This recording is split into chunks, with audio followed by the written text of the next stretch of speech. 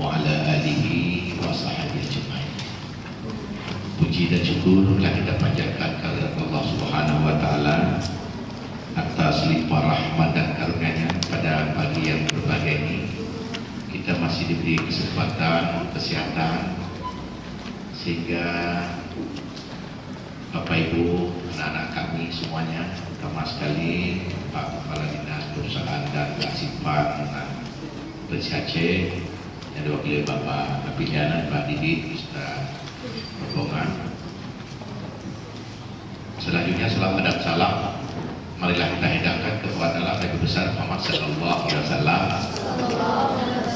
beserta seluruh keluarga dan sahabat beliau sekalian. Bapak Kepala Dinas Perpustakaan dan Kasipan Aceh yang diwakili oleh Bapak Rafi yang Kayanan, serta Ibu dan rombongan yang kami cintai dan banggakan. Hari ini juga selaku narasumber dalam rangka sosialisasi Undang-Undang Nomor 43 Tahun 2007 tentang perpustakaan. Insya Allah sebentar lagi ada ilmu-ilmu yang diberikan kepada kita, wejangan-wejangan kepada kita sesuai dengan undang-undang yang semuanya berkewajiban. Pemerintah, siswa dan sebagainya di dalam rangka kita melaksanakan terhadap membaca khususnya di Aceh Utara, Provinsi Aceh dan Indonesia. Bapak Sedis, Pak Kabin, Pak Kabin Arsip, Pak Kabin Perpustakaan yang saat ini berada di satu tempat, namanya di kantor. Di sana juga ada kegiatan lomba baca. Bapak dari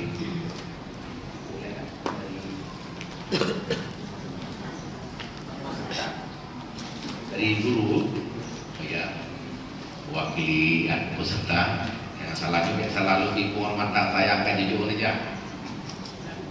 Adik-adik para peserta hadirin yang saya muliakan, alhamdulillah sedikit saja saya sampaikan kita laksanakan kegiatan ini. Jadi kesempatan emas ini yang sangat kita rindukan, bahkan tidak mesti berulang pada tahun nanti 2 tahun yang akan datang, tidak akan, karena kita masih banyak, ada 21 kabupaten kota yang lain yang menunggu kegiatan-kegiatan semacam ini. Maka kepada Bapak Didi, Bapak mewakili Bapak Kepala kami di sini, jajaran pemerintah Aceh Utara, Bapak Bupati beserta jajarannya mengucapkan terima kasih. Mudah-mudahan kegiatan ini terus berulang pada tahun-tahun yang lain, tahun yang lainnya nanti 2019, 2020. Alhamdulillah nanti pada tahun 2019 mungkin Bapak hari ini datang ke pustaka begitu mungkin agak kurang indah dipandang di luarnya, tapi kalau di dalam itu luar biasa. Jadi insya Allah pada tahun 2019 itu akan kita poles, itu dibantu oleh dana pusat. Insya Allah mudah-mudahan aku yakin itu perpustakaan pada tahun 2019 itu sudah indah.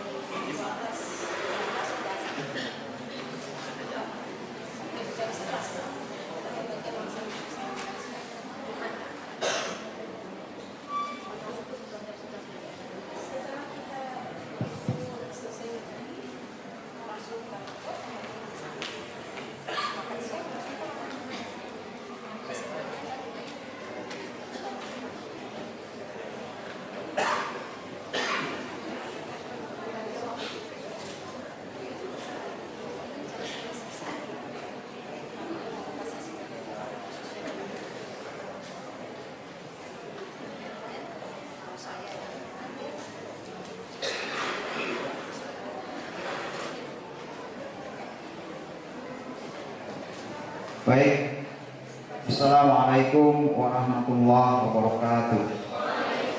Hamdan syukronillah, salatan wassalaman ala rasulillah wa alihi washabihi. Bapak dan ibu sekalian, adik-adik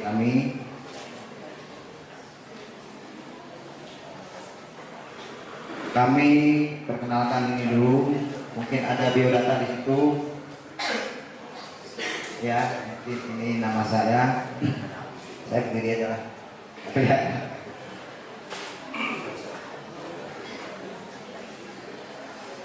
Jadi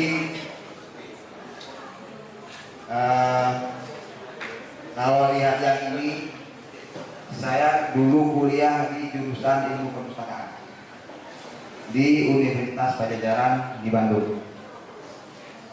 Jadi adik-adik ini kan SMA nih ya.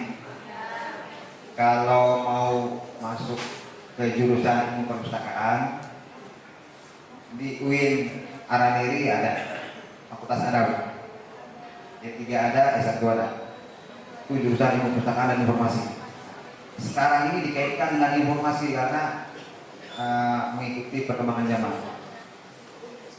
Ini salah satu jurusan yang diprediksi nantinya di tahun era industri 4.0 banyak dicari oleh perusahaan-perusahaan swasta dan perusahaan luar negeri, karena kita nanti tidak tok mengurusi perpustakaan tapi juga mengelola informasi. Ini adik-adik kelas 3 apa tua? Kelas 2 ya.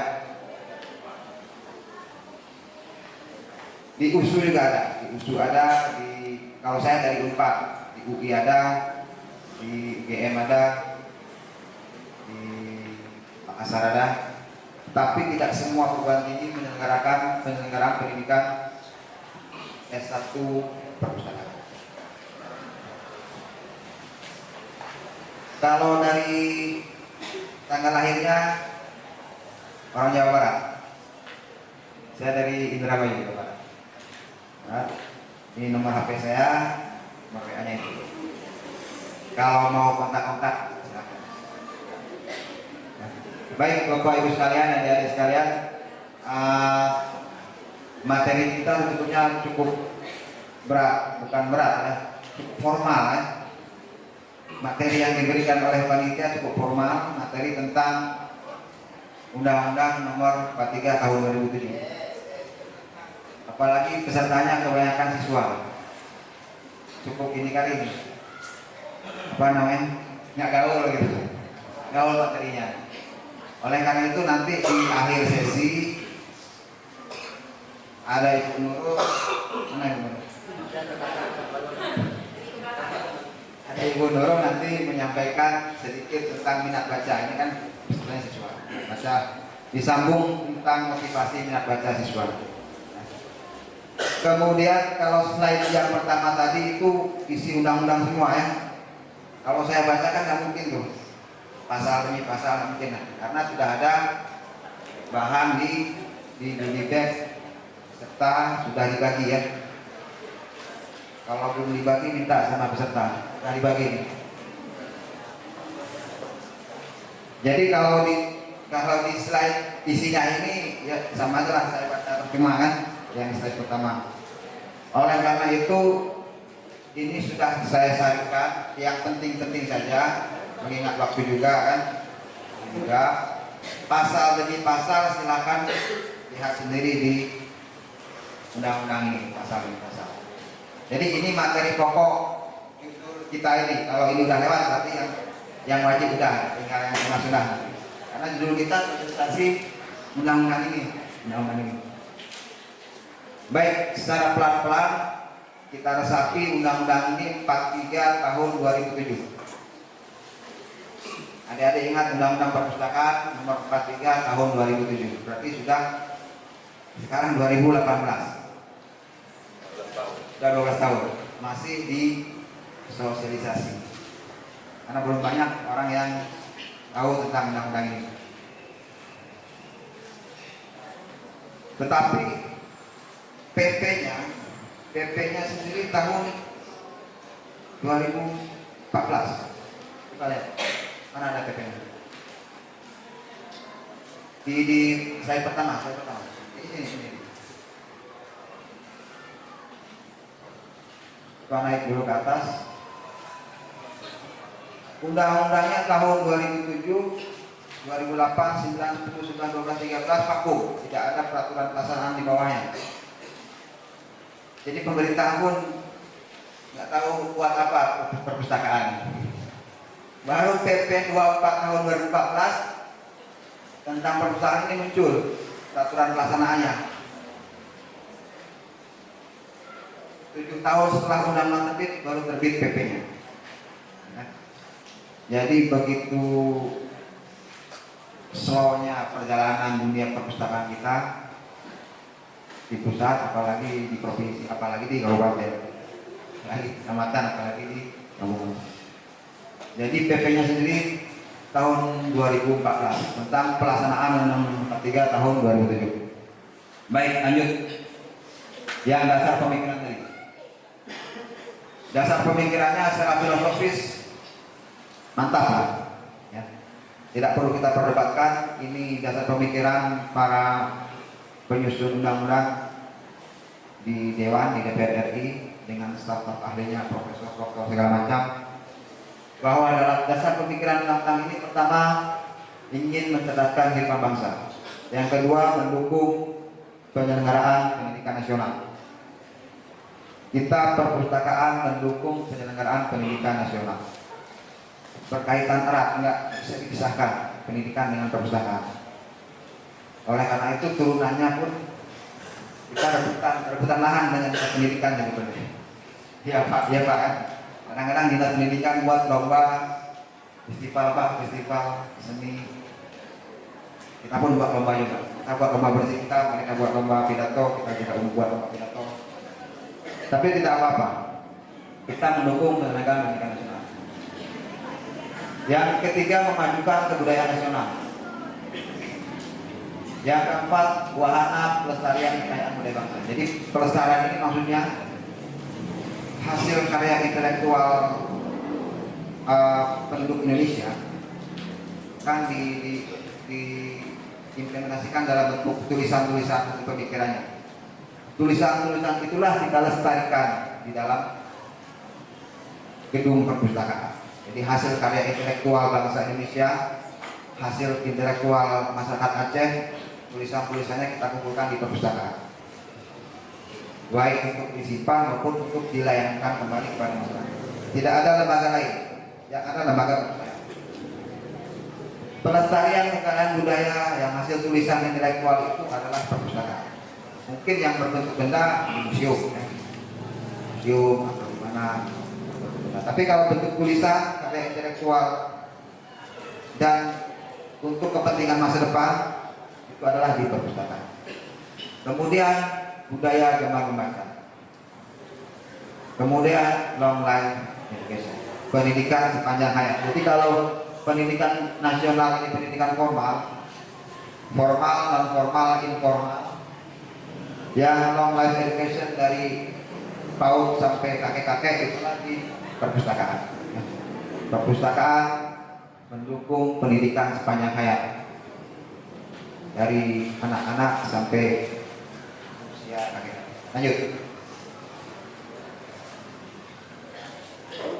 Ini struktur di undang-undang ini. Dan tidak cukup waktu kita bahas satu-satu per bab pasal-pasal.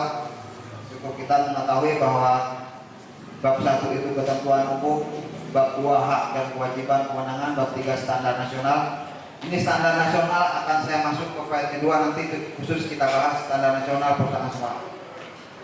Kemudian koleksi, kemudian bab 5 layangan, bab 6 pembentukan penyelenggaraan perpustakaan, bab 7 jenis-jenis perpustakaan, lanjut. Bab 8 tenaga perpustakaan, bab 9 sarana dan prasarana, bab 10 pendanaan, nanti Bapak baca sendiri pasal-pasalnya. Bab 9 kerjasama dan peran serta masyarakat, bab 11 ya. Bab 12 Dewan Perpustakaan, ini pun belum dibentuk. Dewan Perpustakaan itu unsurnya adalah tokoh-tokoh masyarakat, unsur pemerintah, unsur semua membentuk Dewan Perpustakaan, semacam Dewan Pertimbangan untuk membuat kebijakan-kebijakan tentang perpustakaan di level kabupaten, level provinsi, level nasional. Ini pun belum banyak dibentuk. Kemudian pemberdayaan dan gemar membaca, bab 14 ketentuan sanksi. Karena setiap undang-undang pasti memuat pasal ketentuan dan sanksi walaupun sanksinya ringan. Karena kalau undang-undang nggak ada sanksi nanti nggak bunyi undang-undangnya. Bab terakhir ketentuan nilai struktur dari isi dari buku undang-undangnya. Baik, kita masuk ke pengertian istilah-istilah atau konsep-konsep baik yang ada di undang-undang ini maupun yang tidak masuk ke sini ya. Pertama tentang perpustakaan. Mungkin di sini definisi perpustakaan ada, bahan pustaka apa ada, semua ada di ketentuan umumnya ada semua. Apa itu pemustaka, apa itu perpustakaan khusus, apa itu perpustakaan umum ada. Tapi ini mungkin dari sisi lain ya. Perpustakaan secara etimologis ataupun asal usul katanya, pengertiannya dari pustaka. Pustaka itu buku. Hanya dibentuk menjadi kata perpustakaan. Kalau di Inggris library. Akar katanya dari bahasa Latin libri, buku juga artinya. Kalau dari Belanda bibliotek. Jadi kalau ada bibliotek berarti dari artinya buku. Lanjut. Nah, perpustakaan ini menurut Sulawesi Basuki dapat diartikan sebuah gedung atau ruangan. Jadi kalau kita tanya anak murid, mau kemana? Mau kemana? Mau ke perpustakaan, Pak. Berarti dia menuju ke sebuah ruangan, sebuah gedung yang digunakan untuk menyimpan buku dan bahan lainnya yang diorganisasikan untuk tujuan tertentu. Kata kuncinya diorganisasikan dan tujuan tertentu ini berarti dilayangkan. Kalau sekedar menyimpan buku bisa jadi nanti jatuh kepada pengertian gudang buku. Tapi kita ada lanjutannya, buku yang diorganisasikan dengan tujuan tertentu yaitu untuk dilayangkan. Bukunya diolah, dilabel, di semua segala macam, dikasir, di katalog, kemudian taruh di rak, baru dilayangkan. Itu baru namanya perpustakaan. Tapi kalau berhenti penyimpanan buku toh tidak dilayangkan, berarti nanti udah gudang, bukan perpustakaan ya. Kemudian pengertian perpustakaan yang kedua artinya dalam bentuk prosesnya, proses di dalamnya. Jadi perpustakaan itu adalah suatu proses.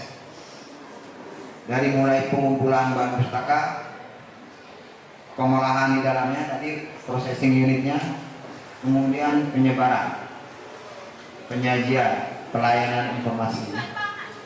Jadi perpustakaan itu tiga saja intinya. Kita cari koleksi sebanyak-banyaknya, dapat dari hibah, dari bantuan, dari Pak Kecil, dari Pak Camat, dari Pak Bupati minta buku. Ambil buku sebanyak-banyaknya, kita organisasikan buku itu, kita klasir, kita pilah-pilah, kita sajikan kepada masyarakat. Itu saja intinya. Kita cari buku sebanyak-banyaknya, kita organisir, kita sajikan ke masyarakat. Kalau di sekolah, cari buku banyak-banyak, bantuan apa dari pos, dari mana, dari kepala sekolah, dari bupati, dari provinsi, dari nasional, kita organisasikan, kita sajikan buku itu kepada siswa, kepada guru, kepada TU. Semua aktivitas akademika sekolah itu berhak untuk menggunakan perpustakaan. Siswa, guru, dan pegawai di situ. Lanjut. Nah, ini pengertian menurut yang ada di undang-undang. Ya, nanti Bapak baca sendiri. Perpustakaan adalah institusi pengelola koleksi karya tulis, karya cetak, dan karya rekam secara profesional dengan sistem yang baku guna memenuhi pendidikan, penelitian, pelestarian informasi dan rekreasi pada perpustakaan. Ingat, yang bisa kita ambil intisari di sini adalah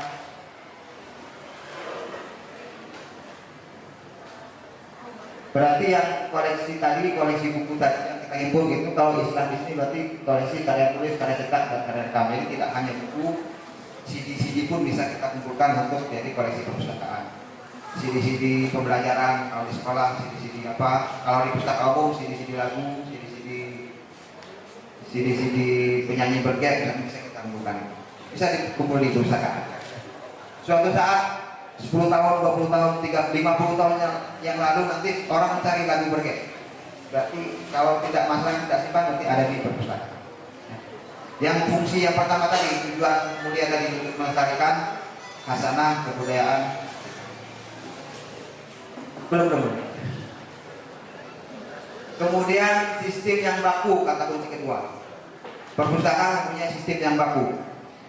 Kalau Bapak Ibu di kampung ingin mendirikan perpustakaan, bisa kita tempel perpustakaan kampung apa. Bisa juga kita tempel TBM apa.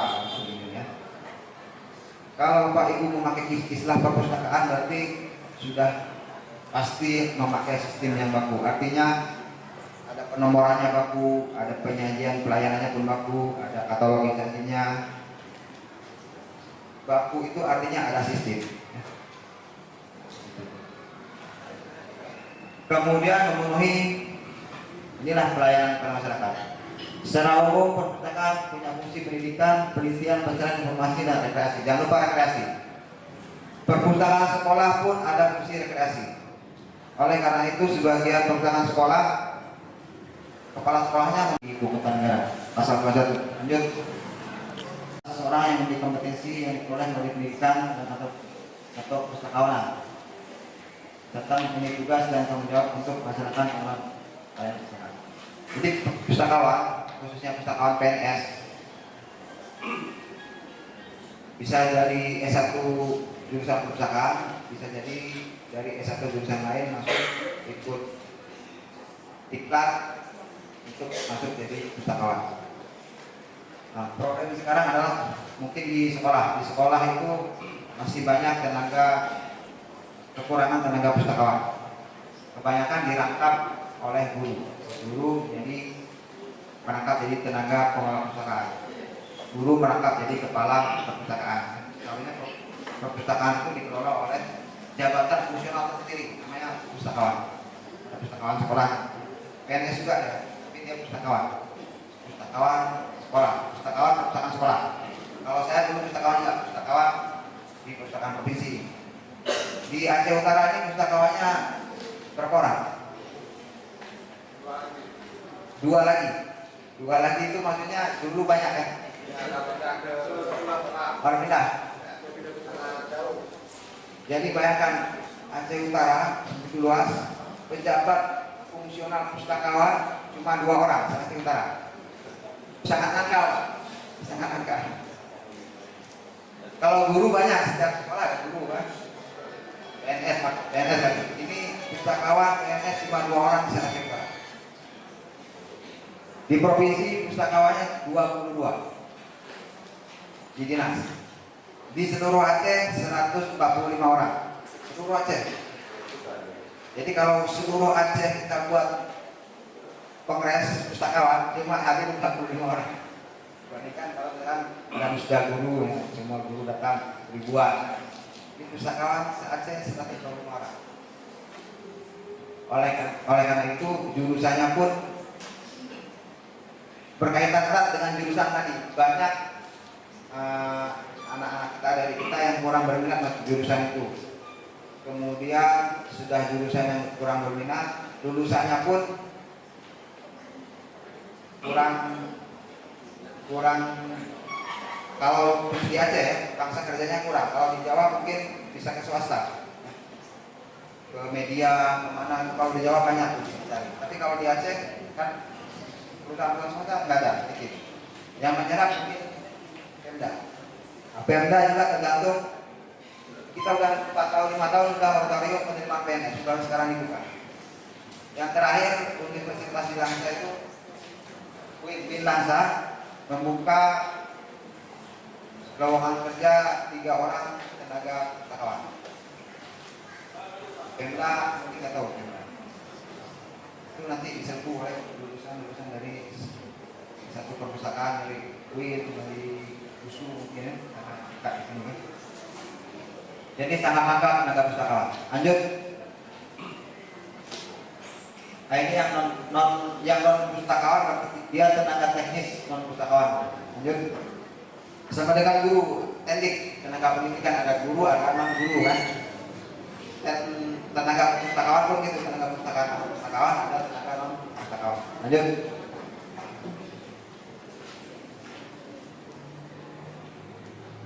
Nah, ini harus ikut diklat calon pustakawan kalau dari S1 non perpustakaan. Kalau dari S1 non perpustakaan otomatis selama dia bekerja 2 tahun di tempat perpustakaan bisa langsung masuk jadi pustakawan. Tapi kalau non sarjana perpustakaan ikut diklat calon pustakawan. Lanjut.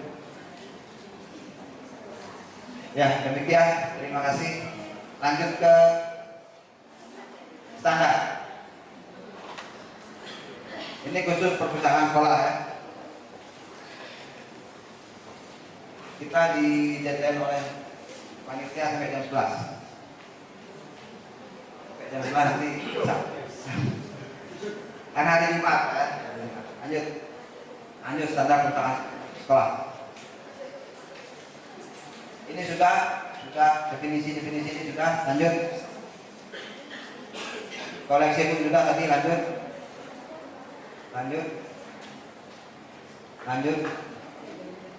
Nah, ini juga lanjut. Nah, ini standar perpustakaan sekolah. Koleksinya itu terdiri atas buku teks pelajaran dan buku panduan klinik, kemudian buku pengayaan. Ada 3 ya, buku teks pelajaran, buku panduan klinik dan buku pengayaan. Tapi buku teks pelajaran, walaupun dia diakui jadi koleksi perpustakaan, jangan taruh di rak. Buku teks pelajaran ini usahakan dibagi habis ke siswa. Satu siswa 1 X dia dapat per mata pelajaran. Kemudian buku panduan pendidik 1 guru 1 X per mata pelajaran. Ini koleksi perpustakaan sekolah. Ini standar nasional nih. Kemudian C, buku pengayaan minimal 1000 judul. Jadi standar 1000 judul itu, minimal 1000 judul baru boleh jadi diangkat kepala perpustakaan sekolah oleh kepala sekolah. Itu 1000 judul standar. Kalau ada pengawas sekolah datang, ini udah ada 1000 judul belum nih? Kalau udah ada 1000 judul boleh diangkat kepala sekolah, sah dia menjadi perpustakaan sekolah. Dan 1000 judul ini di luar 2 ini. Nah, 1000 judul ini di luar 2 ini. Jangan masuk teks pelajaran terhitung 1000 judul ini. 1000 judul ini adalah buku pengayaan dengan komposisi non fiksinya 70%, seperti majalah, koran, buku peta, buku referensi, muatan lokal, bacaan agama, buku motivasi, buku kerajinan, buku pertanian, channel praktis dan lain-lain. Non fiksi ya. Kemudian fiksi 30%. Jadi menurut standar nasional, buku fiksi boleh di perpustakaan sekolah. Buku cerita, buku roman zaman Nurbaya, roman angkatan 45 gitu ya. Ada nggak baru, novel-novel kontemporer, novel yang sekarang, nah komik-komik, cara tanya boleh apa enggak di perpustakaan sekolah. Ini tergantung pada kebijakan dari kepala sekolahnya, dari pimpinan perpustakaannya. Tapi yang jelas harus ada buku fiksi di perpustakaan sekolah. Harus ada buku fiksi, nanti adik-adik menuntut yang ikut. Pak, fiksinya mana? Kami mau baca buku fiksi. Kami udah bosan baca buku pelajaran, baca buku pengayaan. Ingat fungsi rekreasi tadi. Fungsi rekreasi perpustakaan sekolah juga diakomodir dengan adanya koleksi buku fiksi di perpustakaan sekolah. Cuma kuotanya 30%, koleksi umum non fiksi 70%. Ini komposisi dari 1000 judul ini di luar A dan B. 1000 judul di luar A dan B. Lanjut. Koleksi referensi. Ini mungkin sedikit saja, ada kamus, ensik, guidebook, handbook, direktori, almanak, biografi. Ini mungkin sekilas saja. Yang jelas perpustakaan sekolah ada sudut untuk koleksi referensi khususnya. Lanjut. Ini pengertian. Lanjut. Lanjut.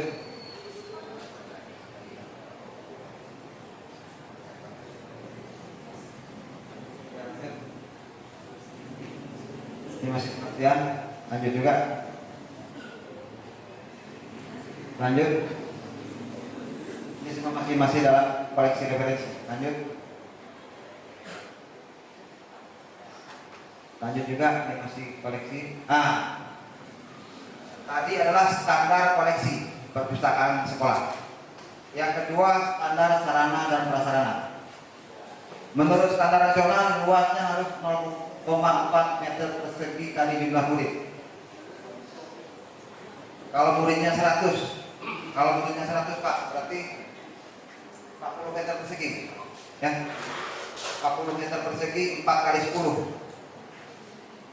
Kalau murid kita ada 100, berarti pustaka sekolahnya standarnya minimalnya 4 kali 10, 40 meter persegi. Kalau muridnya 100, kalau muridnya 1000 kali 0,4, berarti 400 meter persegi, kan? 20 kali 20 lah, segini lah. Kalau muridnya 1000 berarti 20 kali 20, 400 meter persegi. Itu standar luas, standar nasional. Ini mungkin kriteria ikutannya dengan standar rombongan belajar. Kalau rombongannya 3-6, luasnya sekian. Kalau rombongan belajarnya 7-12, luasnya sekian. 13-18, luasnya sekian. 19-27, luasnya sekian. Lihat juga Permendiknas 24 tahun 2007 tentang standar sarana dan prasarana perpustakaan sekolah. Kalau ada Pak Pengawas datang, mungkin kriteria untuk standarisasi sekolah, standarisasi perpustakaan sekolah. Lanjut. Area yang wajib ada, area koleksi, area baca, area kerja, area multimedia. Ya. Area koleksi untuk koleksi, area baca untuk anak-anak membaca, belajar, area kerja untuk stafnya kita bekerja, staf pengelolanya. Kemudian ada area multimedia, tempat TV, video, komputer, semua sini semua itu area multimedia. Kemudian catatan, lokasi harus strategis, mudah dijangkau. Jangan perpustakaan sekolah dekat kamar mandi di belakang. Ada nggak yang perpustakaan sekolahnya dekat WC? Ada. Perpustakaan sekolah harus dekat lapangan, tengah-tengah. Bisa dijangkau dari semua lokal. Lokal sebelah kiri, lokal sebelah kanan, tempat menjangkau perpustakaan sekolah secara cepat. Lanjut.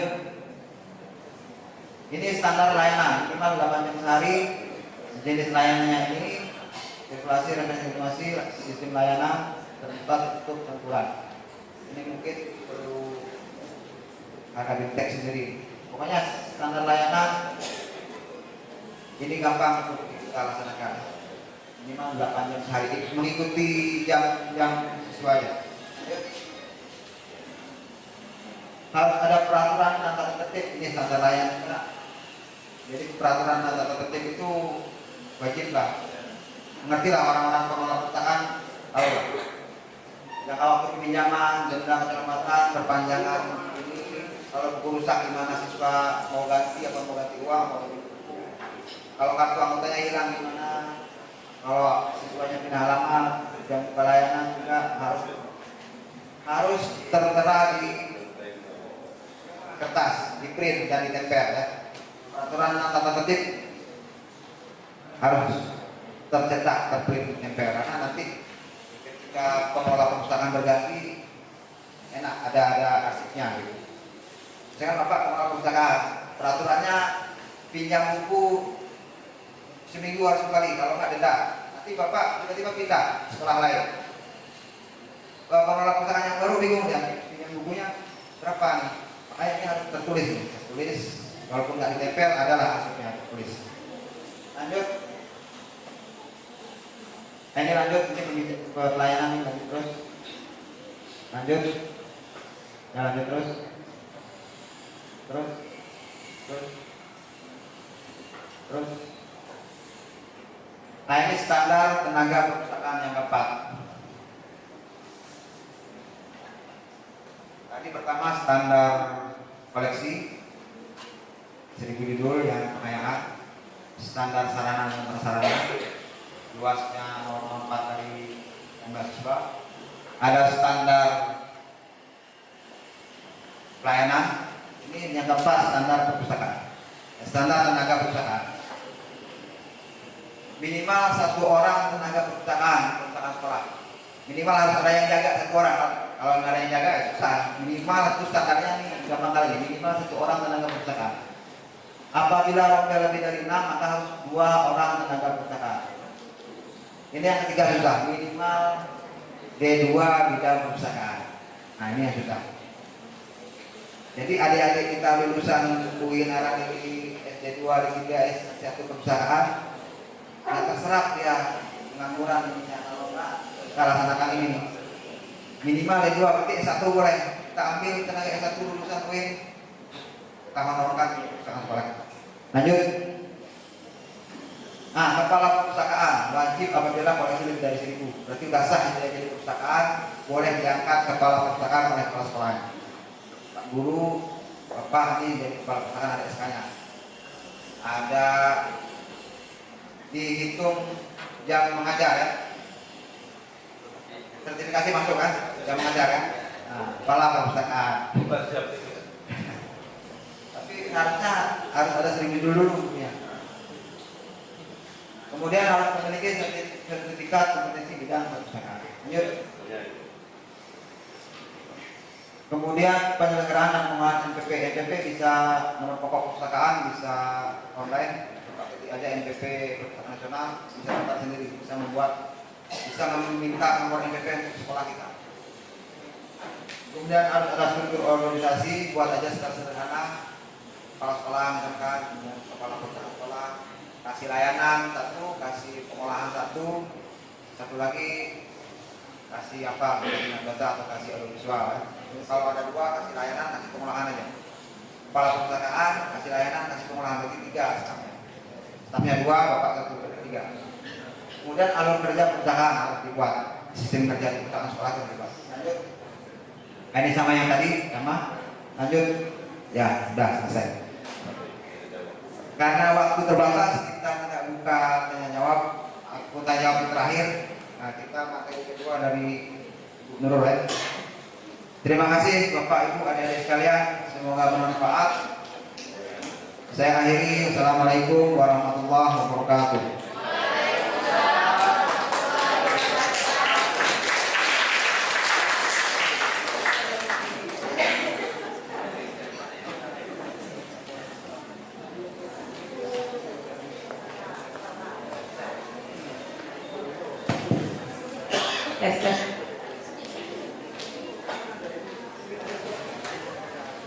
Assalamualaikum warahmatullahi wabarakatuh. Masih semangat anak-anak Ibu? Masih. Alhamdulillah. Tapi waktu kita tidak lama, hanya setengah jam ya, tapi 30 menit, 15 menit aja boleh? Boleh. Berarti nggak sabar lagi mau pulang nih, 15 menit. Apa? Kita coba sedikit saja memang. Kita rangkum-rangkumkan atau saya hanya ingin memaparkan secara langsung apa yang bisa adik-adik atau anak-anak Ibu lakukan di sekolahnya ya, karena pelajar.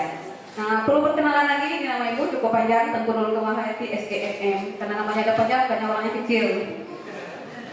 Terima kasih buat Pak Didi yang telah memaparkan panjang lebar tentang perpustakaan. Ibu mau tanya dulu, sekolah mana yang belum ada perpustakaan? Ada nggak sekolah anak-anak Ibu yang hadir di sini yang belum mempunyai perpustakaan?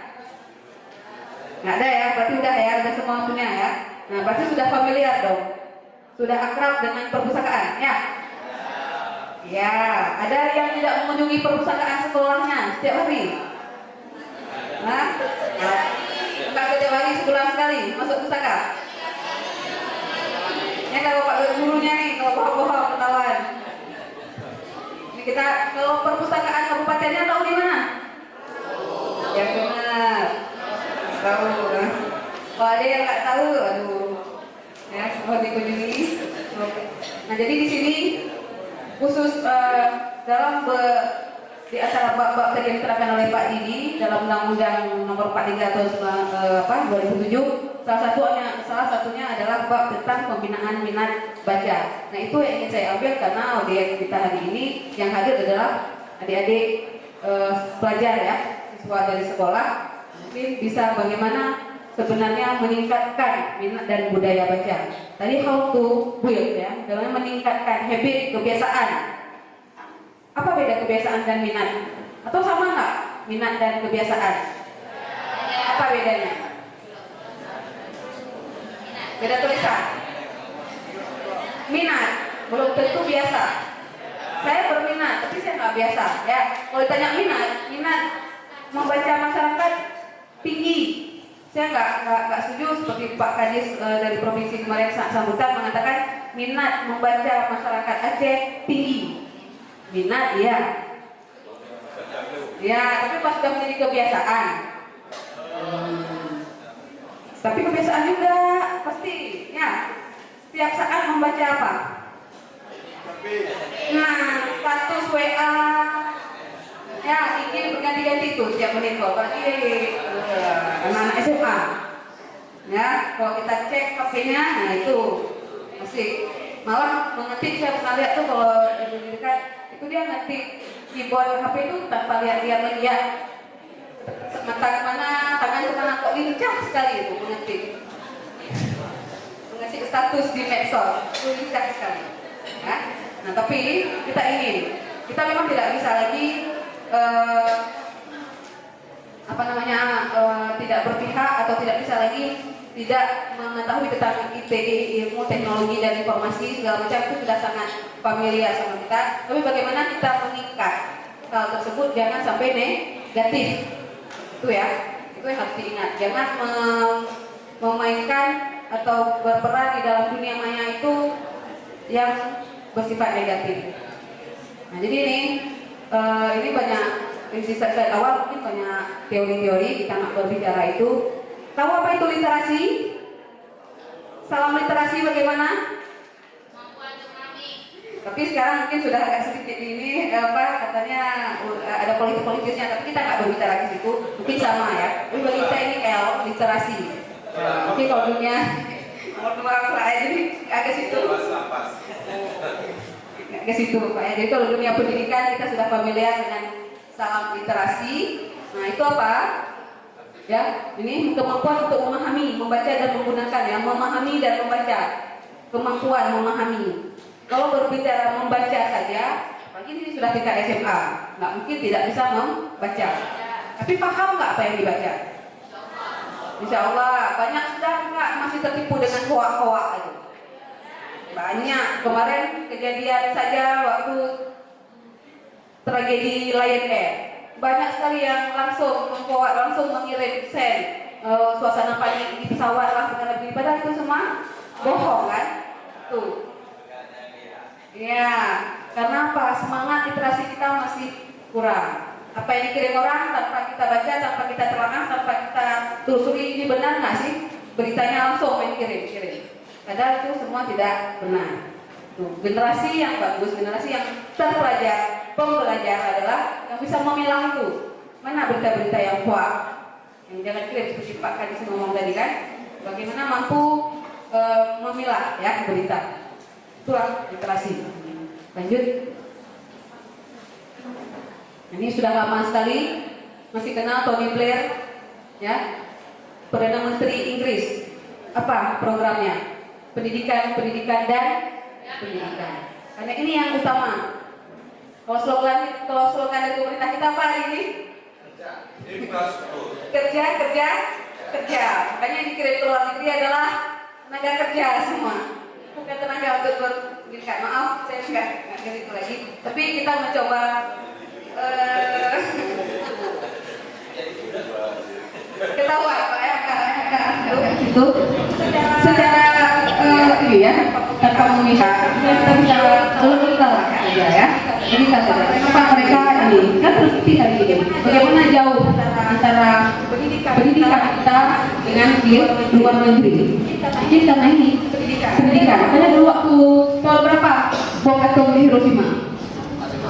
1945 itu Jepang luluh lantak, ya kan? Gak ada bekas apapun, sunyi senyap, gak ada kehidupan. Di tahun yang sama 1945 kita sudah merdeka. Bisa dibayangkan seharusnya kondisi masyarakat negara yang sudah merdeka dengan negara yang luluh lantak pada tahun yang sama. Padahal seharusnya kita yang merdeka di tahun 1945 hari ini bagaimana? Lebih maju dong dari Jepang yang luluh lantak di tahun yang sama. Tapi apa yang terjadi hari ini? HP kita merek mana? AC, televisi, selop Jepang, wah? Ada yang bilang selop Jepang? Ada. Semua pakai sendal Jepang, udah enak kemana-mana. Bagi di pasar kalau kita, saya sekarang juga ke pasar pakai selop Jepang. Sendal aja pakai sendal Jepang, kayak mana lagi? Tuh. Ya, makanya apa yang dikatakan pada saat itu oleh Kaisar Jepang, ya, pada saat bom atom itu apa yang ditanyakan? Apa? Berapa dulu yang Tepuk tangan buat Bapak dulu. Kak ditanya berapa dokter? Padahal waktu itu kan sedang perang itu. Berapa dokter? Nggak ada. Berapa orang tentara kita? Masih ada biar kita balas ngebom? Nggak ada. Tapi yang ditanya adalah berapa orang guru yang tersisa. Ini maknanya apa? Bahwa pendidikan sangat-sangat penting untuk mengubah nasib suatu bangsa. Itu padahal orang luar negeri ya, yang mungkin kita bisa bilang kita nggak bilang kafir atau apa, tapi mereka yang barat sana saja mengatakan seperti itu. Apalagi kita yang Muslim. Kenapa? Lanjut. Kenapa? Seharusnya itu yang pertama. Jauh sebelum mereka ngomong pendidikan di tahun berapa tadi 1970. Kita yang Muslim, apa ayat pertama yang turun? Iqra, membaca. Kan? Jadi sebenarnya siapa yang lebih cerdas? Sudah pasti kita. Sudah pasti kita. Rasulullah Muhammad SAW. Beliau diberi wahyu pertama tentang Iqra jauh sebelum tahun 1970, kan? Ini kita kembalikan, ada di tangan anak-anak ibu semua. Bagaimana mengembalikan kejayaan Islam? Ini bisa dibaca saja bagaimana mereka yang luar-luarnya. Lanjut Pak. Lanjut. Siapa tadi Jesse kalau nggak salah saya ya. Applause untuk SMA Negeri 3 Putra Bangsa ya. Anak laki nggak berani, mana-mana emang perempuan lebih ini ya, lebih terdepan ya, lebih berani. Tapi ini satu pertanyaan khusus untuk orang dinasnya nih, ya. Apa sebab buku di perpustakaan kabupaten tidak bisa dipinjam? Padahal udah pernah datang. Saya jawab. Nah, mungkin dibantu jawab nih, itu dulu ya. Ini banyak faktornya ini, mungkin ya. Kita dengarkan dulu ibu panitianya menjawab dari perpustakaan setempat. Saya coba jawab ya. Biarpun saya dari seksi kearsipan, tapi mungkin saya bisa menjawab pertanyaan dari ini. Tidak semua buku bisa dipinjamkan. Ada koleksi-koleksi khusus yang cuma bisa dibaca di ruangan, seperti koleksi referensi. Itu seperti bahan kamus umpamanya. Atau ada beberapa koleksi lain. Biasanya di kita itu nomor panggilnya, nomor punggung bukunya itu beda warnanya. Itu semua yang di ruangan itu nggak bisa dipinjamkan. Jadi sudah terjawab. Oke, mungkin itu ya. Mungkin yang mau dipinjam oleh anak-anak kita itu buku yang tidak bisa dipinjamkan memang. Nah, karena memang ada kategori-kategori khusus di perpustakaan umum yang bukunya hanya boleh baca di tempat. Ya, kamus, ensiklopedi, beberapa material lain ya, koleksi lain yang memang hanya boleh baca di tempat. Tapi kalau buku umum, pengayaan biasa yang ada di ruangan-ruangan sirkulasi, yang ada di ruangan layanan, itu boleh. Mungkin ada sesuatu ya yang ini nggak boleh. Tapi kalau buku umum boleh silakan ya. Kemudian apa tadi? Kita sudah mencoba untuk silent reading di sekolah, bagus ya. Tapi apa itu sudah bisa mendongkrak? Nah, ya, apa itu sudah bisa mendongkrak? Itu salah satu motif ya. Mungkin apa? Selama ini ada dibuat statistiknya nggak? Ada coba dikaji di saat sebelum melaksanakan program tersebut seperti ini daya literasi anak-anak.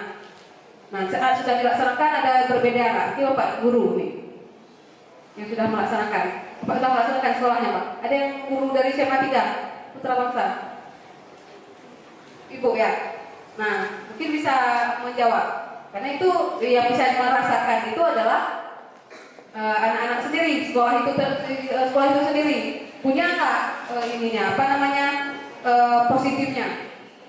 Nah, mungkin bisa dirasakan. Itu yang saya maksud tadi. Mungkin bisa sharing kan akhirnya bahwa kami sudah melaksanakan, ternyata bagus. Atau malah sebenarnya enggak kok Bu. Dibuat atau nggak dibuat silent reading itu ya sama aja. Kemampuan dan kemauan dan kebiasaan membaca anak-anak sama, ya. Ibu ngangguk-ngangguk, maksudnya sama. Ada manfaatnya tidak? Ada berbeda nggak nilai yang dicapai oleh anak-anak didik di saat dilakukan program silent reading ini, membaca diam 15 menit pertama ya sebelum mulai dengan sebelum-sebelumnya tahun-tahun lalu yang belum menerapkan program tersebut. Oke, terima kasih. Jadi tadi itu di sekolah kami masih dijalankan dalam 2 bulan, masih masa percobaan. Jadi belum ada perkembangan atau pengayaan selanjutnya. Gitu. Ya, mungkin baru ya, karena baru dilaksanakan mungkin belum ketahuan Bu ya, belum bisa dilihat hasilnya. Nah, tapi mungkin anak-anak sendiri bagaimana dengan itu? Terpaksa nggak? Bu, kami dipaksa. Ya, berarti ada sesuatu yang dirasakan berbeda itu. Ya, nilainya, kemudian daya pikirnya, konsentrasinya meningkat dengan membaca ya. Karena kok di rumah diharapkan baca lagi nggak di rumah? Ya kan? Malah di rumah udah sibuk dengan yang lain, mungkin sudah banyak kegiatan lain, sudah jalan sana jalan sini lagi. Tapi dengan dibuat seperti itu diikat, karena itu sudah dibuktikan juga di luar, ya kan? Di Surabaya sudah dibuktikan ternyata itu berhasil mendongkrak nilai siswa. Karena kok nggak dipaksa seperti itu, nggak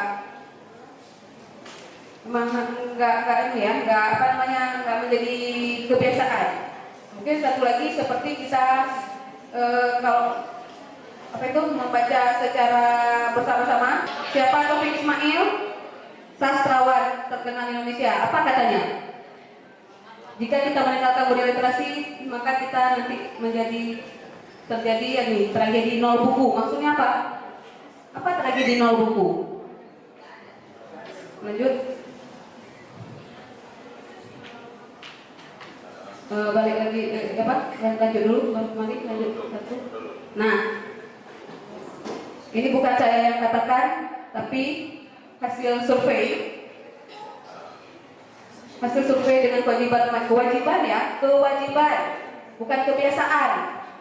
Nah, ini juga saya biasa kok Bu baca buku biasa, tapi sudah merupakan kewajiban belum? Kewajiban kan sesuatu yang ditinggalkan, berarti dosa. Itu kalau nggak buka mati, ini nggak belum. Kalau sudah wajib ya, memang sudah mendarah daging gitu. Kita lihat sama-sama. SMA Thailand itu kewajiban baca buku per hari ya 5 judul. 5 judul loh. Lanjut, bisa dibaca kalau bukan ke bawah terus. Yang paling banyak mana? SMA Amerika Serikat 32 judul. Sementara Indonesia jadi tidak diwajibkan, mau baca boleh, silakan, enggak juga nggak apa-apa. Ini yang terjadi di Indonesia. Indonesia saja begitu, apalagi di kabupaten kota, apalagi di mana-mana. Di Banda Aceh juga itu, saya tidak mendiskreditkan, tidak menginginkan kabupaten di sini. Di Banda Aceh juga seperti itu. Anak saya juga seperti itu. PR bersama. Ya, PR bersama. Semalamnya kami sudah 3 malam di sini. Semalam anak saya telepon, Bunda kok lama kali pulang? Kenapa? Rindu? Pak, tiba di video call. Punya Bunda boleh pergi-pergi, tapi HP ditinggalin. Itu tuh dia jawab. Ya, nah itu kondisi anak-anak kita hari ini ya. Jadi ini SMA nih. Nah, kita anak-anak SMA. Oke, lanjut. Nah, jadi tadi, mengapa? Tadi Taufik Ismail ya, sastra ya. Beliau sastrawan. Kewajiban baca buku sastra tidak bertujuan agar siswa jadi sastrawan, tidak. Tapi sastra cuma media untuk mengasah dan menumbuhkan budaya baca. Ya, bisa karena itu otak, salah satu ada otak kiri, ada otak kanan. Ya, untuk membaca buku sastra ini otak kita terpakai. Nah, jadi nggak masalah kalau dia baca seperti tadi. Kenapa buku fiksi pun harus dimasukkan dalam koleksi perpustakaan sekolah? Karena ini untuk menunjang ini. Nah, jadi nggak apa-apa kebiasaan. Dan nanti terlihat memang, nanti terlihat sampai dia di mahasiswa di universitas nanti saat dia kuliah kebiasaan membaca, menulis sudah ditanamkan sejak dini, itu akan kelihatan. Berbeda bakat dan minatnya bisa terus terasa walaupun mulai dari buku sastra ya. Kebiasaan menulis, jadi anak-anak sekarang ibu mau tanya apa misalnya Aceh Utara ini ada mandi nggak di sekolahnya? Ada. Dengan diisi dengan apa? Puisi, cerpen ya, atau apa? Ya, artikel-artikel yang sederhana. Nah, itu kan media untuk belajar. Ya kan, belajar menulis, membaca. Gimana kalau bisa menulis kalau tidak ada referensi? Kalau tidak membaca, ya kan? Ini tuh erat kaitannya antara menulis dan membaca. Itu terus saja dikembangkan. Jadi ke depan, karena kita sangat kurang penulis-penulis di sini. Apalagi penulis dari daerah, sangat-sangat kurang. Jadi kalau memang ada bakat-bakat menulis, ibu dulu waktu sekolah, dari sekolah dulu itu punya 9 diary. Ada yang masih suka nulis diary nggak? Nulis status. Nulis statusnya itu diary sangat berguna sebenarnya untuk mengasah menulis. Walaupun apa saja, walaupun tentang kehidupan pribadi, lagi kesal sama kawan, hai diary, hari ini aku kesel, bla bla bla bla ngomong, tulis, tumpahkan. Sampai sekarang masih saya simpan. Itu ada 9 diary. Apa yang saya rasakan hari ini? Mungkin ini kemampuan mengasah sedikit demi sedikit. Kalau misalnya disuruh konsep surat atau apa, mungkin dari situ, ya. Kalau di Kak Nurul kok bisa sih konsep mungkin apa mungkin dari situ ngalir. Yang beda-beda ya. Oke, lanjut. Nah ini perintah ini 2013, mohon maaf belum mengupdate. Mudah-mudahan ini sudah berubah. Kalau 2013 Banda Aceh untuk provinsi Aceh itu berada di peringkat ke-8 nasional. Itu pun diraih oleh SMA 10 Fajar Harapan. Mungkin dari Dinas Pendidikan ada ini baru tahun-tahun update terakhir kita sudah berada di posisi keberapa. Nah, mudah-mudahan meningkat ya. Mudah-mudahan meningkat. Lanjut.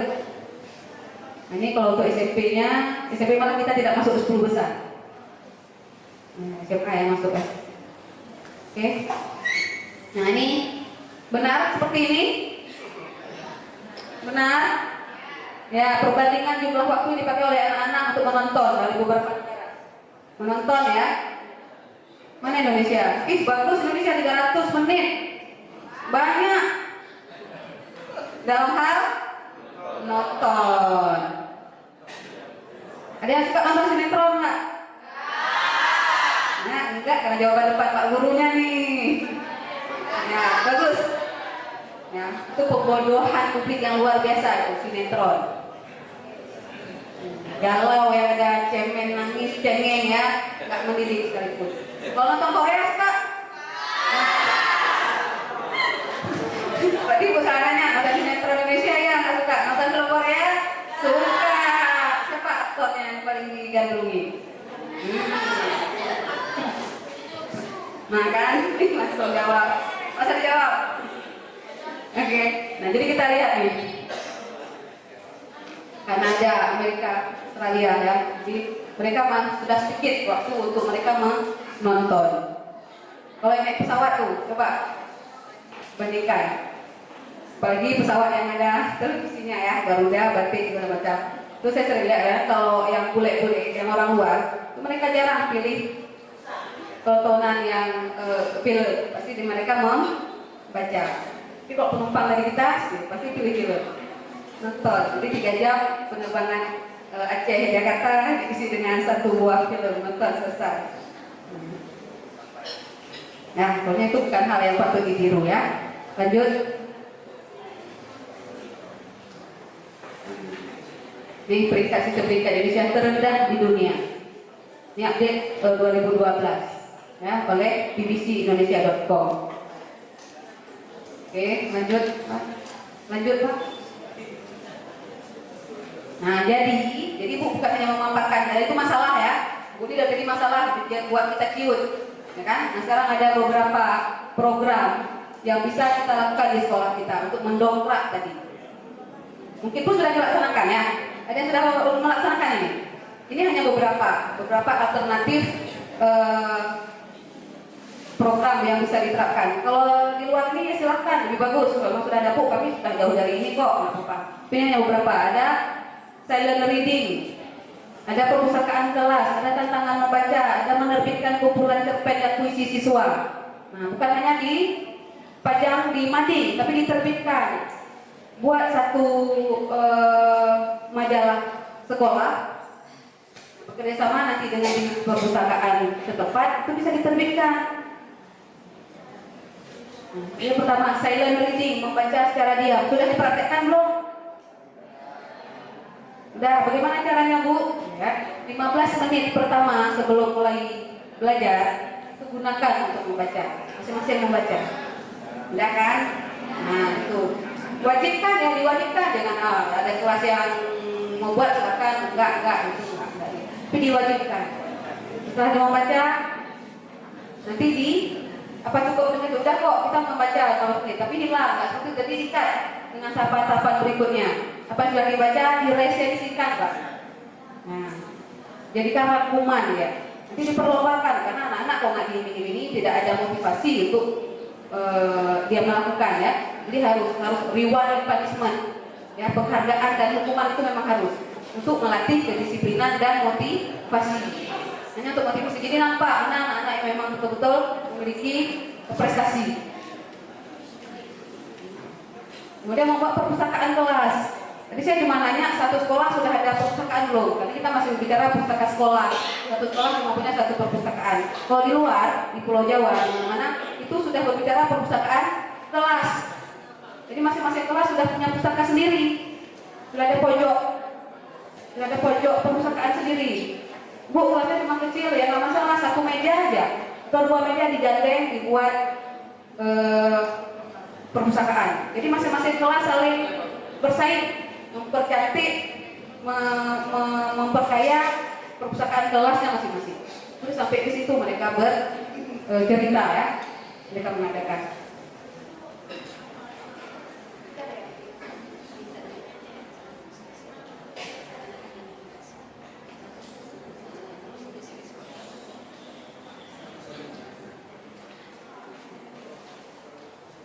Seperti itu perpustakaan kelas. Kemudian tantangan membaca. Tantangan membaca juga siapa yang bisa. Jadi sebenarnya hampir sama. Jadi siapa yang bisa membaca, ada membaca cepat, ya, ada menceritakan ulang apa yang sudah dibacakan. Itu dan itu mendongkrak nilai. Nanti terbukti yang membuat program-program seperti ini, yang sudah memikirkan program-program seperti ini, nanti nilai UN-nya meningkat. Ya, kemudian menerbitkan kumpulan cerpen dan puisi siswa. Makanya kita buat kan dalam rangkaian acara ini di sini selama sepekan ini ada lomba menulis cerpen, ada lomba baca puisi kemarin dilaksanakan. Ini dia untuk mendongkrak hal ini ya. Lanjut. Ini dia apa yang dikatakan tadi apa itu hanya teori, ternyata sudah dilaksanakan di Nih, SMA 5 Surabaya. Contoh gerakan budaya literasi dan manfaatnya di SMA 5 Surabaya. Makanya beberapa tahun yang lalu Surabaya ya dinobatkan jadi kota literasi. Kan? Kota literasi di Indonesia salah satunya Surabaya. Kita ingin ke depan Aceh punya. Ya, Aceh jadi motor, jadi penggerak. Dan seterusnya nanti kan di kabupaten, apalagi bukan di provinsi ya, harusnya jangan dimonopoli oleh provinsi. Ya, mainlah monopoli kota Banda Aceh nggak asik, itu kan dekat dengan provinsi, aksesnya lengkap, toko buku banyak. Gitu. Tapi coba kabupaten pun punya denyut kehidupan, denyut nadi untuk jadi kota literasi. Karena sudah dibuktikan juga. Nah, ya, jadi kita sahuti bersama. Ini nggak terlepas kenapa Surabaya jadi kota literasi. Nggak lepas dari orang atau manajernya ya, dari pengambil kebijakan yang paling tinggi di situ untuk memompa ini. Siapa? Kalau di Surabaya, wali kota Surabayanya siapa? Nah, Ibu Risma. Kenal ya sosok beliau ya, bagaimana orangnya? Karena kedisiplinannya, karena beraninya beliau ya. Jadi makanya terdongkrak menjadi kota literasi. Lanjut. Nah, apa yang mereka lakukan ini? Program membaca rutin di SMA 5 Surabaya. Nah, siswa diwajibkan membeli buku bacaan loh, diwajibkan membeli. Bagaimana dengan kita? Ada diwajibkan? Gak ada uang bu, gak ada cerita kalau di sana. Ya, novel, karena nggak perlu yang mahal-mahal, yang 5.000 karena uang jajan ada, sisihkan buat membeli buku. Tuh kalau sudah kita berbicara tentang literasi, kalau sudah berbukan memang. Daripada beli baju, beli jilbab, beli itu yang konsumtif, buku, pendidikan, itu sumber bacaan itu nggak akan rugi. Memang sudah diwajibkan membeli. Kenapa novel? Nah, seperti tadi beranjak dari buku sastra. Beranjak buku sastra. Makanya ini juga ada pameo, ada lucu ya, tapi itu juga karena memang sudah menjadi kebiasaan kita. Maksud saya mungkin buku dipakai sebagai apa? Bagi kalau malam. Sebagai apa? Buat tidur kata Bapak. Tapi jangan novel Pak. Ya, karena kalau novel buku sastra bukan obat tidur. Justru belum tidur kalau belum tamat. Ya. Nah, kan? Udah dimatikan lampu pun, saya juga punya anak remaja di rumah. Kita lihat di luar, oh ya kamarnya udah gelap. Berarti dia udah tidur. Begitu buka, dia pakai senter. Pakai senter ya. Pakai senter HP dia baca. Untuk mengelabui, luar biasa. Nah, itu kalau novel. Tapi kalau mau jadi obat tidur tadi buku apa contohnya? Buku pengantar filsafat kan? Yang tebal-tebal itu baca 2 halaman saja langsung langsung ngantuk. Itulah kita ya. Jadi bagaimana mau mendongkrak nilai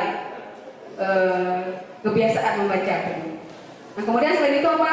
Mewajibkan membeli buku, siswa membaca setiap hari. Nih, ya, silent reading pada awal jam sekolah, 15 menit sebelum jam pertama. Nah, jadi ini tahapannya. Kegiatan ini dikoordinir oleh masing-masing kelas dan diawasi oleh guru. Ada juga anak-anaknya di kelas disuruh membaca, baca ya, 15 menit. Nah, bu gurunya keluar, merupi, mempost-it, dikasih nawat deh, bukan itu. Dia anak-anak tidak diawasi ya sama aja. Di ruangan akan ribut. Di ruangan nggak akan ada yang membaca, yakin. Tapi diawasi, betul-betul tuh. Setiap tahapan itu betul-betul diawasi. Kemudian apa? Cukup segini enggak? Ya, setelah diawasi, setiap selesai membaca siswa diwajibkan menuliskan lagi. Nulis judulnya apa, pengarangnya siapa, penerbitnya di mana, membuat sinopsis. Inilah pekerjaan di perpustakaan, ya kan? Ini udah membantu petugas pustakanya nih, kalau sudah menulis seperti ini. Nah, udah tulis judul, udah tulis pengarang, udah tulis penerbit. Ini kan kerjaan petugas perpustakaan. Nah, sudah merangkumkan, meresensi atau mensinopsiskan dari setiap buku yang ada. Terus, kemudian buku yang telah dibaca akan disumbangkan ke perpustakaan. Makanya buku dari pribadi. Jadi bertambah selalu, jadi nggak ada cerita kalau kita selama ini sering pergi ke kami provinsi.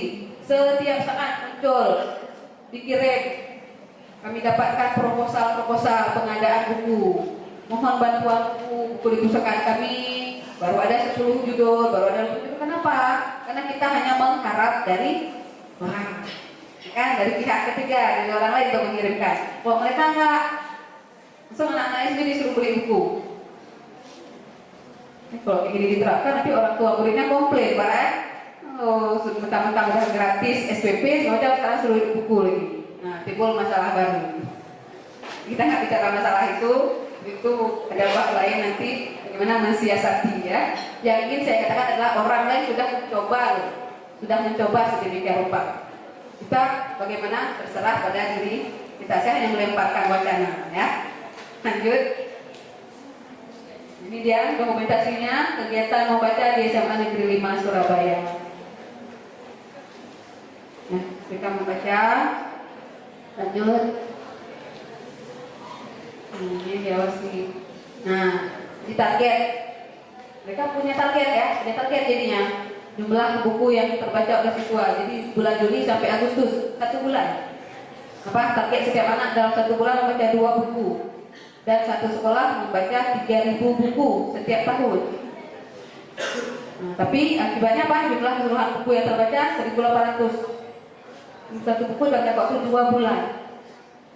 Luar biasa kan?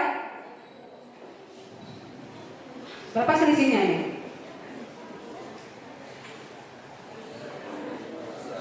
Inginnya pada 3.000 buku dalam setahun kan? Tapi 1.000, 2 bulan aja udah 1.000. Ini karena diwajibkan tadi. Sanggup seperti ini? Enggak ada yang jawab sanggup seperti ini? Enggak. Ada pulang aja kalau ini. Lanjut. Nah, kan mulai masuk koran waktu itu 2 bulan baca buku 1.851 buku dalam satu sekolah. Bayangkan ini berapa sekolah nih yang hadir? Ada 5 sekolah. Ada ya, kalau 5 sekolah berarti udah 5.000 ya.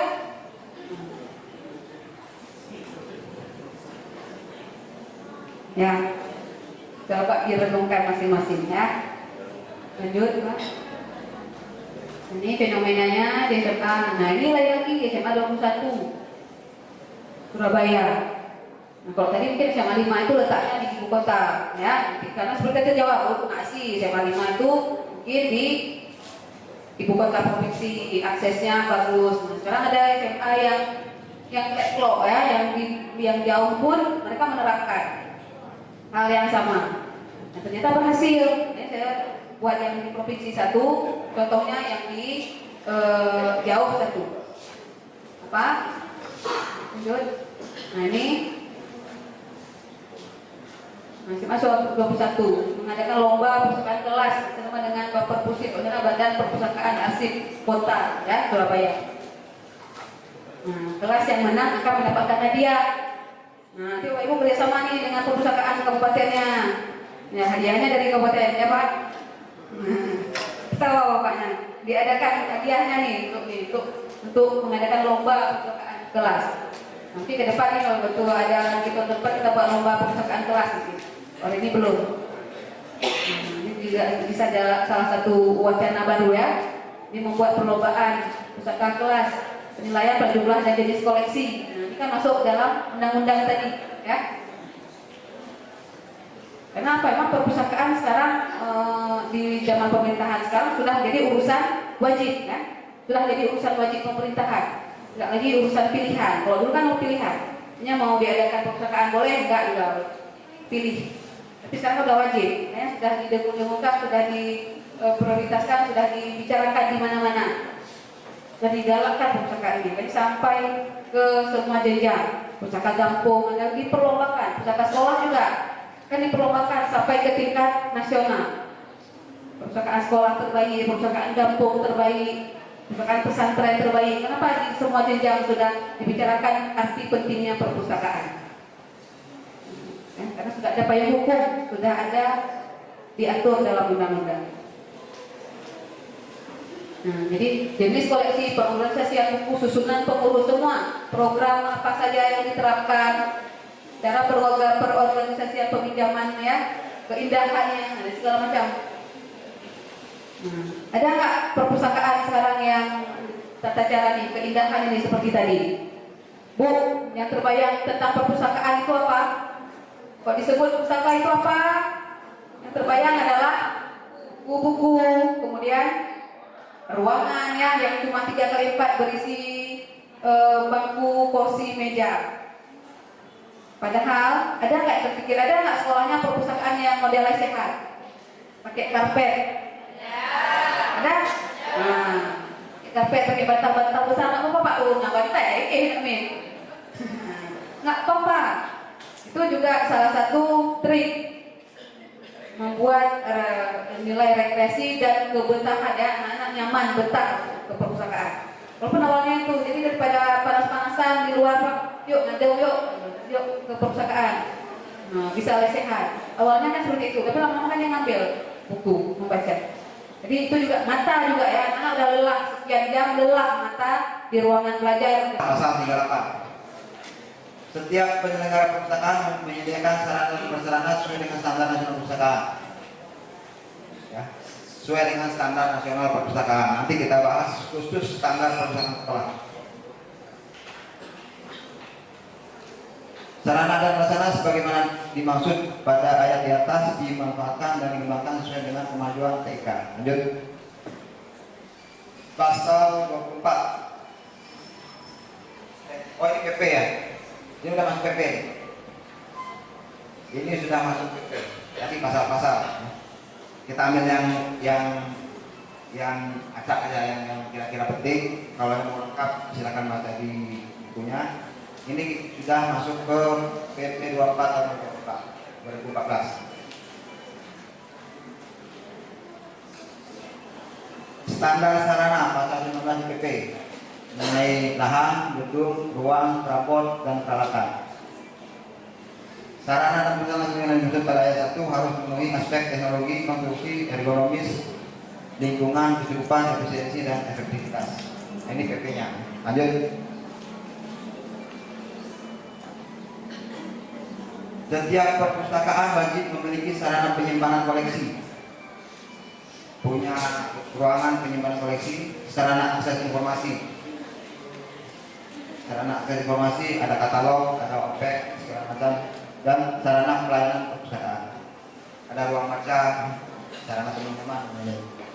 Kemudian sarana penyimpanan koleksi paling sedikit berupa perabot yang sesuai dengan bahan perpustakaan yang dimiliki.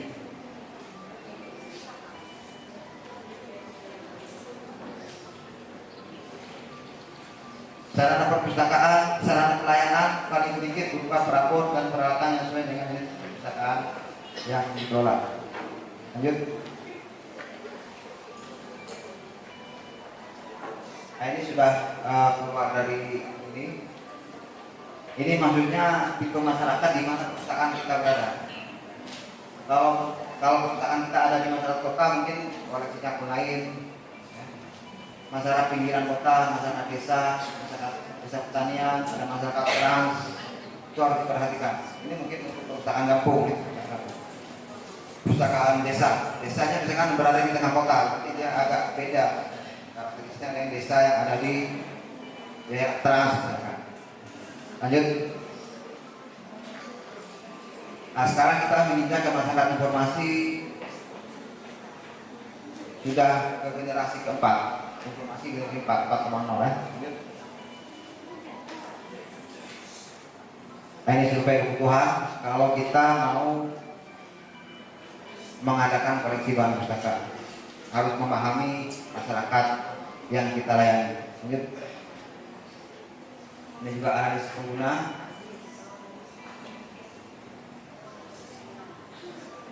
Misalkan analisis kecenderungan pengguna. Misalkan kecenderungan masyarakat Aceh Utara ini baca Serambi atau baca Waspada misalkan. Jadi kita perpustakaan melanggan apa yang mau oleh pengguna. Misalkan pengguna masyarakat kita buka baca waspada, ya kan perusahaan kita anggaran waspada. Kalau budgetnya terbatas, tapi kalau budgetnya banyak, mungkin bisa anggaran selami, anggaran waspada.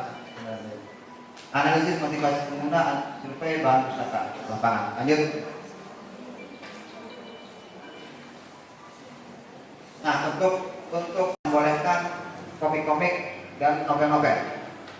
Nggak tahu kalau di Aceh Timur, kepala sekolahnya gimana kebijakannya. Tapi di Banda Aceh, di mana-mana, di Jawa misalkan, di sekolah itu boleh ada koleksi komik dan novel, tapi diseleksi dulu novel yang bagaimana, komik yang bagaimana. Yang jelas perpustakaan sekolah pun ada fungsi rekreasi dia, fungsi rekreasi. Kalau pendidikan mungkin perpustakaan perguruan tinggi, ya. Penelitian perpustakaan perguruan tinggi ya, misalkan usia apa, fungsinya penelitian, pendidikan. Pelestarian mungkin perpustakaan umum. Informasi hampir semua jenis perpustakaan punya fungsi informasi. Rekreasi semua jenis perpustakaan harus ada fungsi rekreasi, termasuk perpustakaan perguruan tinggi juga. Tidak hanya rekreasi membaca, misalkan bacaan-bacaan yang bersifat rekreatif, tapi juga rekreasi dalam bentuk kita memberikan layanan tempat.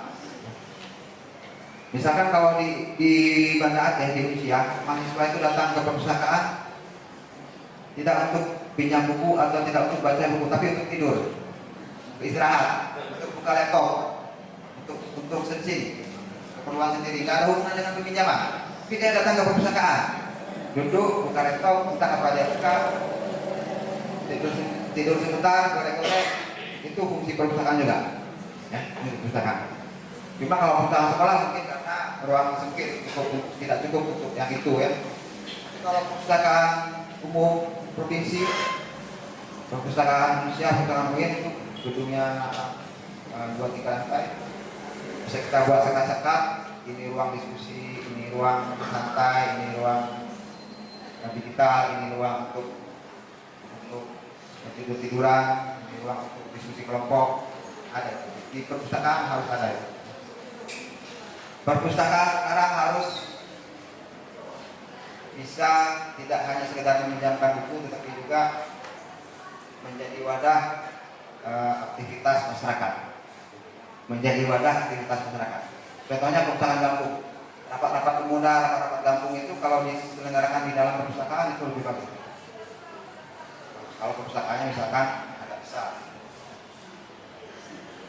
Baik, lanjut. Nah, ini fungsi perpustakaan sudah saya sampaikan, khazanah pelestarian, pendidikan, penelitian, informatif, dan rekreasi. Lanjut. Perpustakaan sebagai unit kerja. Perpustakaan sekolah, perpustakaan perguruan tinggi juga dia unit kerja. Bagian dari unit yang lembaga yang di atasnya. Perpustakaan sekolah bagian dari sekolah itu. Perpustakaan perguruan tinggi bagian dari perguruan tinggi itu. Memiliki tugas dan fungsi harus ada, harus tertera. Memiliki visi dan misi harus ada. Kalau perpustakaan sekolah berarti visi-misinya menunjang visi-misi sekolah itu. Ada sekolah dari di bawah Kemenag, lain lagi mungkin visi-misinya ada sekolah di bawah Dinas Pendidikan, mungkin lain lagi visi-misinya. Yang jelas perpustakaan sekolah harus menunjang visi dan misi sekolah itu. Memiliki sumber daya perpustakaan. Kalau di undang-undang bisa baca sendiri sumber daya perpustakaan itu apa? Ada koleksi, ada dana, ada sarana dan prasarana.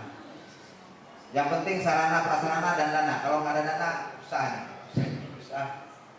bergerak. Kemudian melayani komunitas semuanya atau masyarakat. Lanjut. Nah, ini kita